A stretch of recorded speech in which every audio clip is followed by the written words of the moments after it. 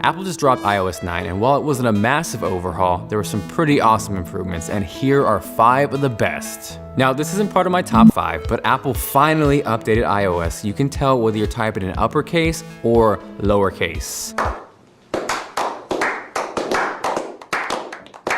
Now, iOS 9 wasn't a massive overhaul by any means, but true multitasking may have just saved the iPad. Now, before I continue and Timmy flips out and yells at his screen, I know bro, Apple did not invent this, and in fact, it's very similar to a certain Microsoft product. It was absolutely needed. Some people like iOS, some people like Android, some people like Windows, some people like Milhouse. Nobody likes Milhouse. But the fact of the matter is, as a fan of tech, I want each platform performing at the absolute highest level because that creates competition, which is a win for all of us. But diving a little deeper into multitasking, it starts with slide over, which at its core is very basic. If you're browsing in Safari, you can quickly slide over something like Messages or a Notes app, complete that task, and then get back to your business. From there, and unfortunately this is only on the iPad Air 2, you can go a step further and have 2 apps open and active at the same time. Now, because this is a beta, it's still very limited to the amount of apps that are supported, but the idea here is down the road, you're gonna be using Tweetbot on one half of the window, Safari on the other, and you're doing 2 things at the same time. Where I will give Apple credit though is even though this is a beta, it's been smooth as hell. Whether you're resizing windows or jumping between apps,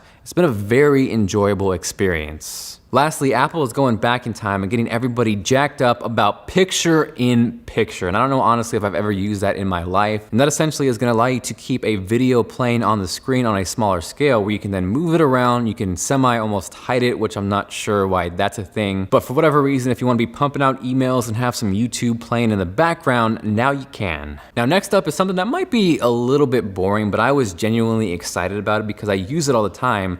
And that is a complete overhaul to the Notes app. So now, for example, if you're in Safari, you can tap the share button. That's gonna allow you to add attachments, whether that's pictures, maps, URLs, or documents. You can now instantly save that into your notes. There are also now integrated checklists, and that does exactly what it sounds like it does. So whether it's something simple like a grocery list or a to-do list, that is all built in right to the Notes app. Now, I don't know about you, but when it comes to handwriting or drawing, I am not very good, and that's with a pen or a pencil. So the thought of doing it on an electronic device just completely throws it out the window, and I think Chicken Scratch would be an upgrade. But if you're not like me and you do enjoy drawing or scribbling, you can now do that within the Notes app. So doodle to your heart's content. Now, next up is an improved Siri, and yes, I know Google now is better in pretty much every way, shape, and form than Siri, but she's trying, and in iOS 9, she's a little bit smarter. So now, for example, you can say something like, Siri, show me pictures from February 6th, or Siri, remind me about this when I get to my car.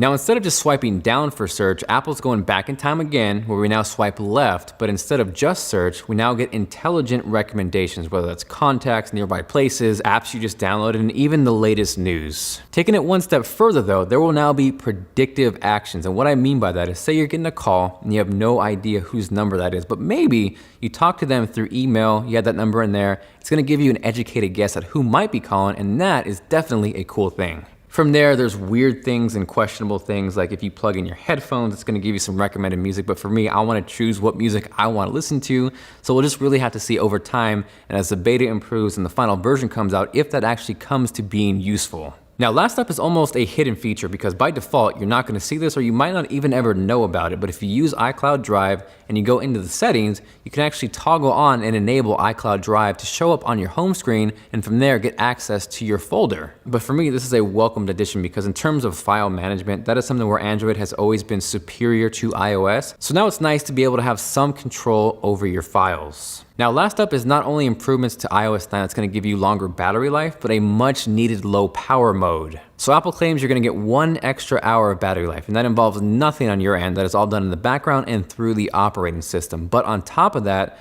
there is now low power mode, which is gonna extend your battery life even further. So this is gonna conserve power by reducing network activity. Mail will not be pushed, so you will have to fetch it manually. The background app refresh and downloads are disabled, and then motion, brightness, and even network speeds might be reduced just to save battery. So overall, not a crazy overhaul, but some much welcome additions. Let me know your favorite with a comment down below. Definitely make sure to smash that like button if you enjoyed the video, and subscribe if you haven't because there's a lot more content on the way, including iOS, the iPhone 6s, and just a whole lot of awesome tech. This is Jonathan, and I will see you guys later.